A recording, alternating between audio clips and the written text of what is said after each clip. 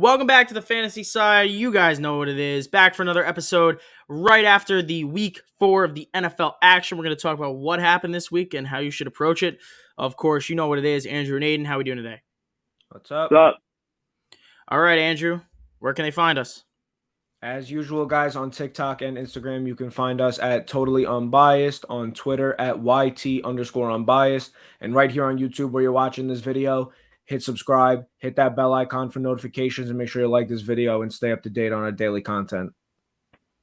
All right, so let's talk some football. Let's talk some fantasy football. Really interesting weekend. That Monday night game was great. There was some really interesting implications in that one, but we're not going to focus on that. We're going to focus on some guys we wanted to talk about really more from the Sunday aspect. So, Andrew, I want to see who's somebody you want to talk about to start. Is there anybody who's interesting you right now? Interesting to me right now, it's Stefon Diggs.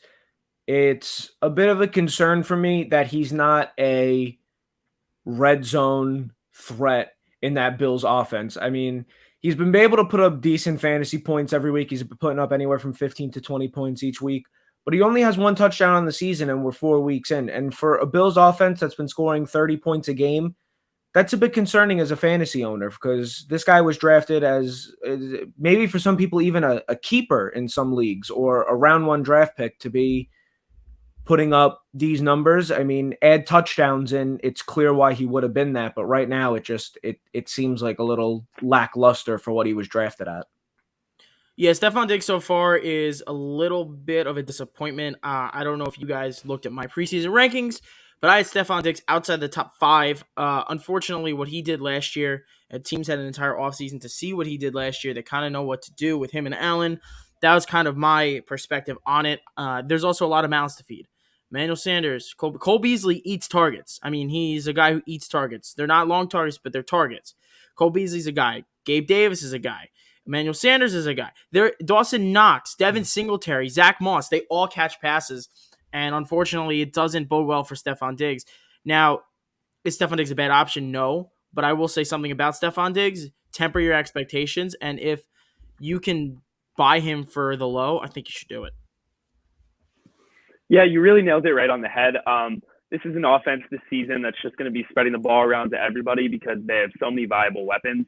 And in the red zone, Stefon Diggs is not the priority anymore. It's starting to seem like Dawson Knox is honestly Josh Allen's favorite target inside the 20. So, like Nick said, there's a lot of mouths to feed. Stefon Diggs could end up bringing it together later on in the season. It just depends on if he can start to get open, start getting more targets from Josh Allen. But right now, I'm definitely worried about him. Yeah, I'm going to switch that up a little bit because you just mentioned it. You just mentioned somebody you're worried about, which is Diggs. And I want to bring up Alvin Kamara because that's another interesting topic. And Alvin Kamara has had a role his first few years. And a big part of that role was catching the football.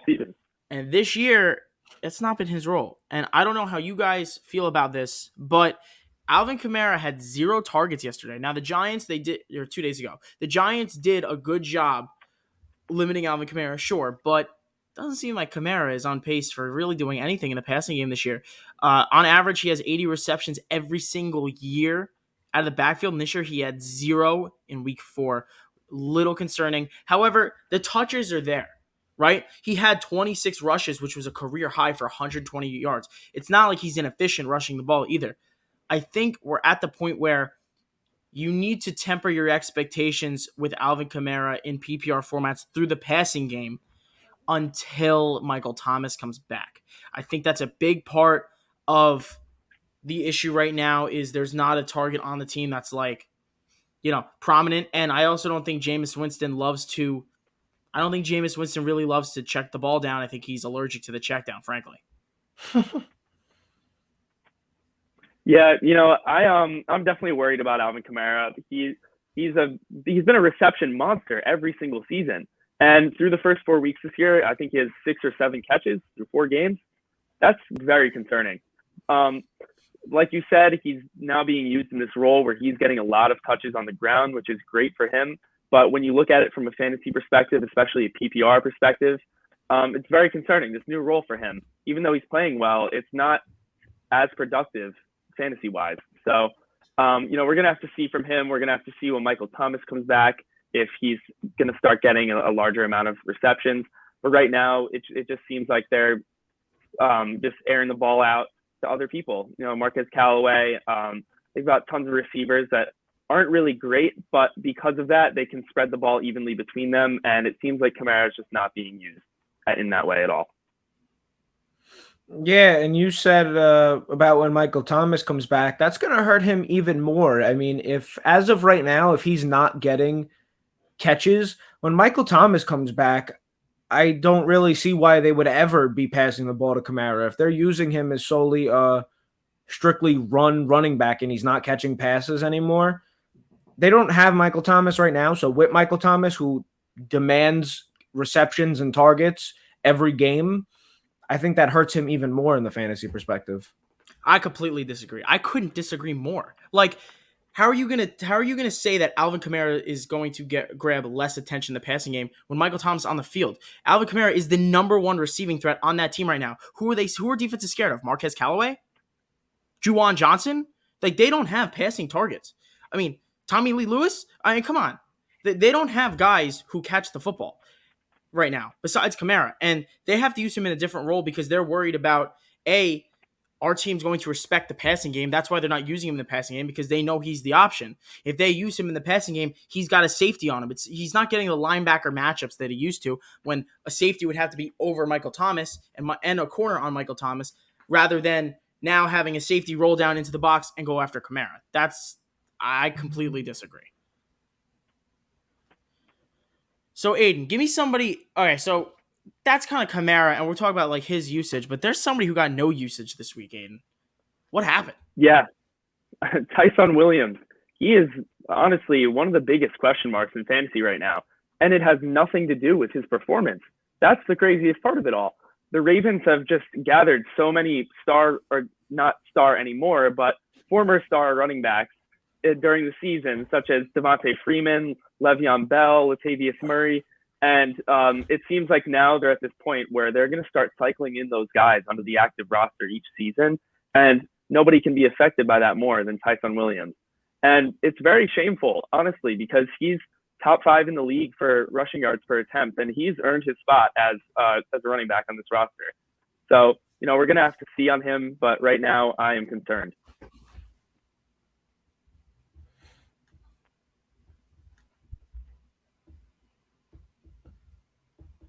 Thoughts, Andrew? Thoughts? Oh, so you weren't going? Okay, well, you weren't going. It's your turn.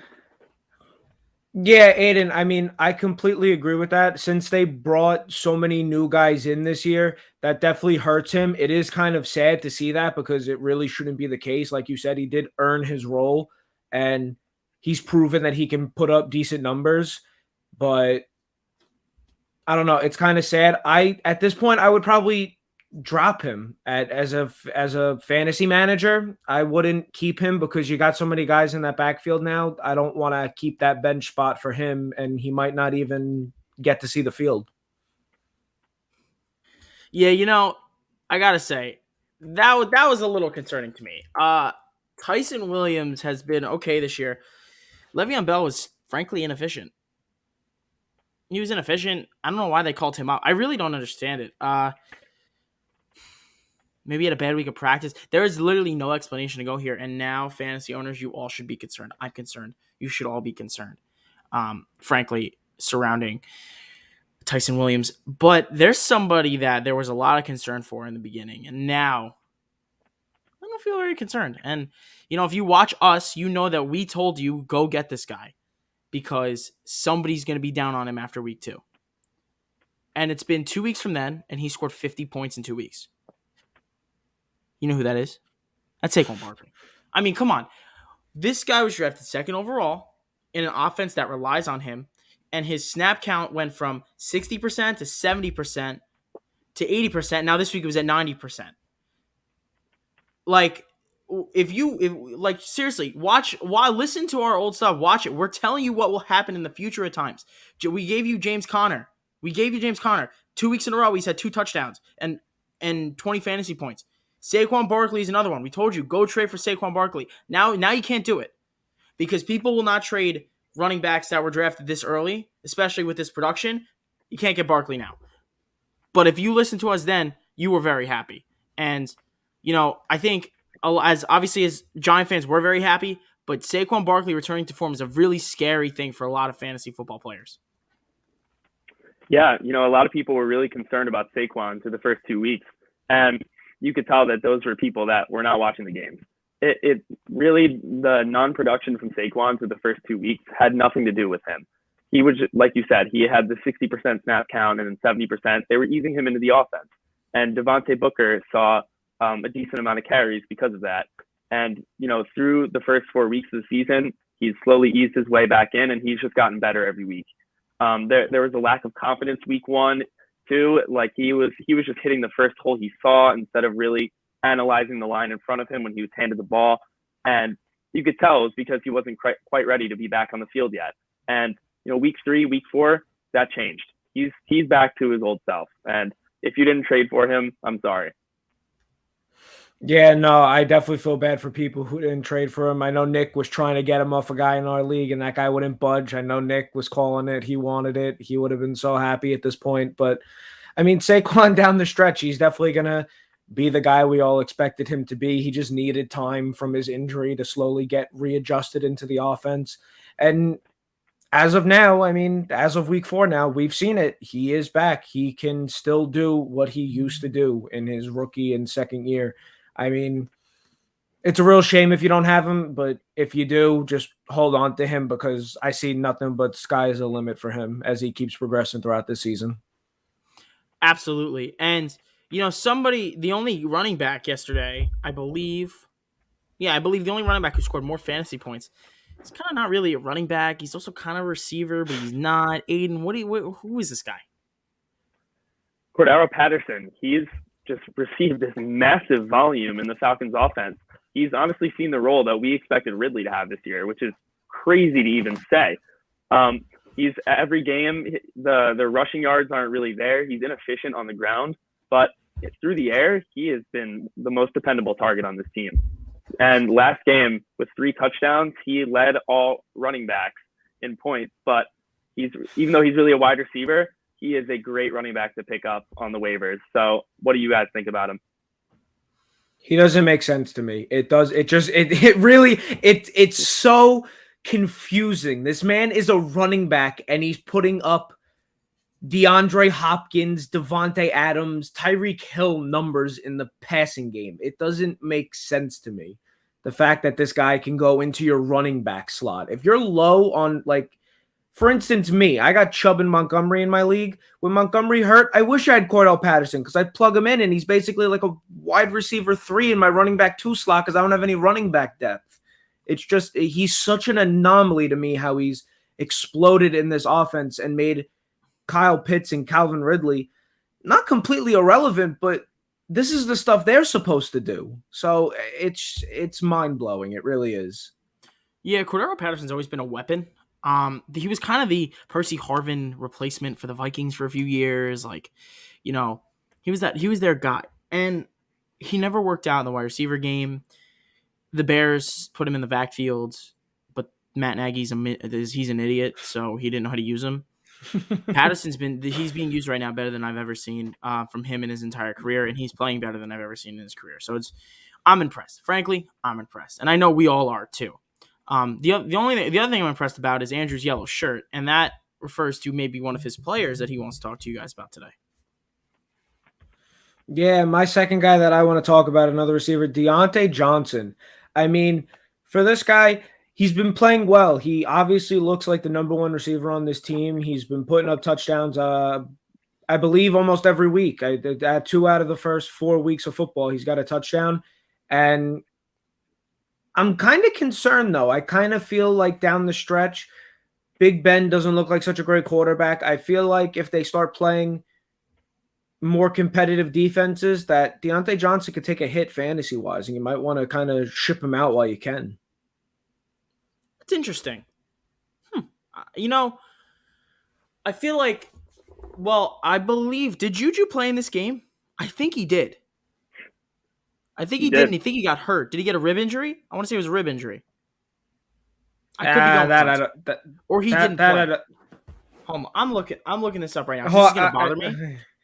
But Deontay Johnson is really interesting. Yeah, Juju played not well though.